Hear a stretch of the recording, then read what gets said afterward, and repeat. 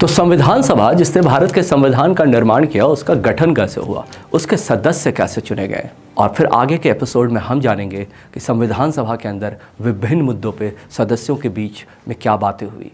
तो चलिए आज शुरुआत करते हैं संविधान सभा के गठन से। इंग्लैंड में अगर भारत की आज़ादी का कोई सबसे बड़ा दुश्मन था तो वो थे चर्चिल, जो कि सेकेंड वर्ल्ड वॉर के समय वहाँ के प्रधानमंत्री थे।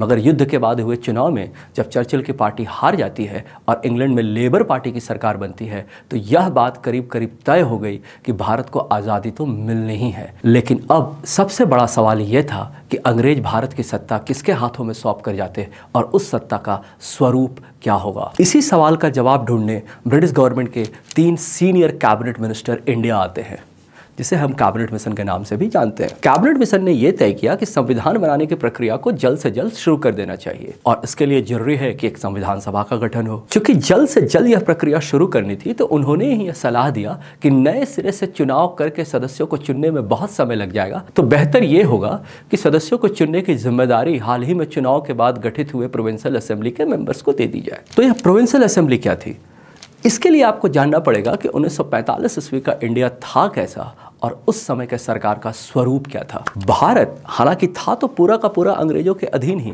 मगर कुछ हिस्से सीधे अंग्रेजों के अधीन थे, उन्हें ब्रिटिश इंडिया बोलते थे, और कुछ हिस्से ऐसे थे जहां अभी भी पुराने राजाओं और महाराजाओं के अंडर थे। 1-2 नहीं, 584 प्रिंसली स्टेट्स थे, और बोले तो भारत के क्षेत्रफल का 40% हिस्सा प्रिंसली स्टेट्स के अंदर आता था। संविधान सभा में दोनों ही क्षेत्रों से प्रतिनिधित्व आना था। ब्रिटिश इंडिया को प्रशासनिक उद्देश्य से 2 तरह के क्षेत्रों में डिवाइड किया गया था। एक था गवर्नर्स प्रोविंस, जैसे आजकल होता है स्टेट्स, और दूसरे थे चीफ कमिश्नर प्रोविंस, जैसे आजकल होते हैं यूनियन टेरिटरीज। हालांकि एग्जैक्ट कंपैरिजन सही नहीं है, मगर फिर भी गवर्नर प्रोविंस की संख्या थी 13 और 4 चीफ कमिश्नर प्रोविंसेस थे। अब जानते हैं प्रशासनिक ढांचे को। अंग्रेजी हुकूमत के समय सत्ता के शिखर पर होते थे गवर्नर जनरल या वायसराय। वायसराय की सहायता के लिए 2 काउंसिल्स हुआ करते थे, एक एग्जीक्यूटिव काउंसिल और दूसरा लेजिस्लेटिव काउंसिल।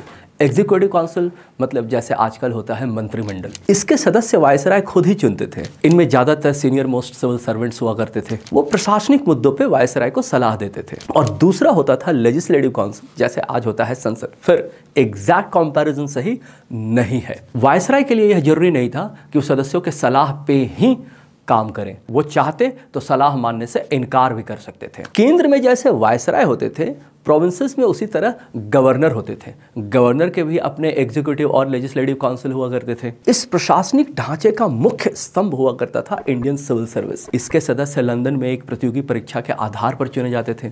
भारतीयों को भी इस परीक्षा में बैठने का हक था, लेकिन इक्के दुक्के लोग ही उस वक्त पास हुआ करते थे। भारतीयों को ज्यादातर क्लरिकल या छोटे मोटे अधिकारियों के पदों पर ही नियुक्त किया जाता था। एक प्रकार से आजादी की लड़ाई तो 1857 ईस्वी से ही शुरू हो गई थी, मगर इसकी दिशा बदल जाती है जब 1885 ईस्वी में कांग्रेस का निर्माण होता है। कांग्रेस के द्वारा भारतीयों को प्रशासन के उच्च पदों पर नियुक्त करने की मांग बढ़ती चली जाती है। इन मांगों के जवाब में अंग्रेजी हुकूमत धीरे धीरे भारतीयों को लेजिस्लेटिव काउंसिल में शामिल करने लगती है। लेकिन लेजिस्लेटिव काउंसिल के सदस्यों का चयन उस वक्त चुनाव के आधार पर नहीं होता था। 1919 ईस्वी में इस प्रशासनिक व्यवस्था में एक बहुत बड़ा बदलाव आया। हालांकि अंग्रेजी राज में यह सुधार उतना सफल नहीं हुआ, मगर इसने भारत में आने वाले लोकतांत्रिक व्यवस्था की नींव रख दी। सुधार का एक बहुत महत्वपूर्ण हिस्सा था प्रोविंशियल असेंबली का चुनाव। प्रोविंशियल लेजिस्लेटिव असेंबली को एक प्रकार से हम आज के विधानसभा के पूर्वज की तरह समझ सकते हैं, मगर आज की तरह उस समय सभी लोगों को वोट देने का अधिकार नहीं था।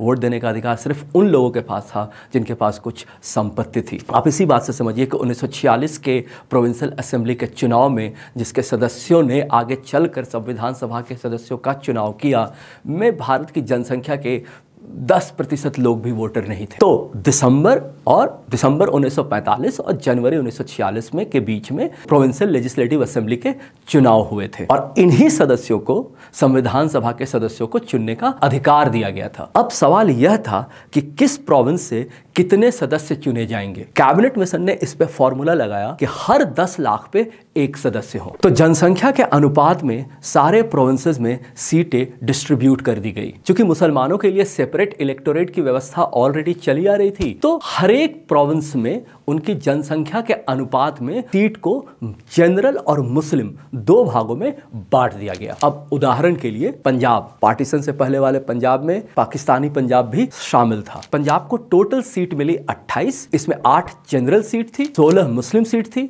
और 4 सीट सिखों के लिए भी रिजर्व की गई थी। इस तरह से गवर्नर प्रोविंसेस से टोटल 292 मेंबर्स चुने जाने थे। अपने अपने प्रोविंसेस में इन सदस्यों ने सिंगल ट्रांसफरेबल वोटिंग सिस्टम के तहत सदस्यों का चुनाव किया। हर एक चीफ कमिश्नर प्रोविंस से फिर एक एक सदस्य को लिया गया।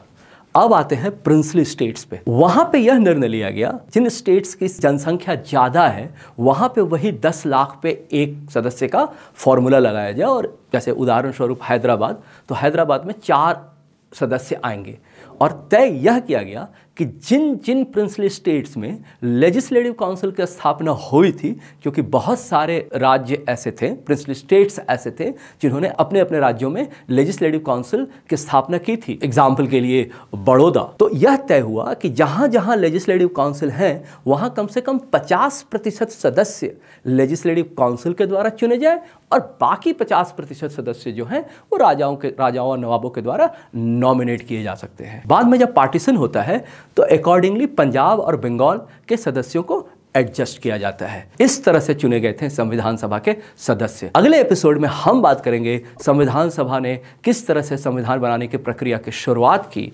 लेकिन अगर आपने अब तक हमारे चैनल को सब्सक्राइब नहीं किया है तो प्लीज़ कर लीजिए।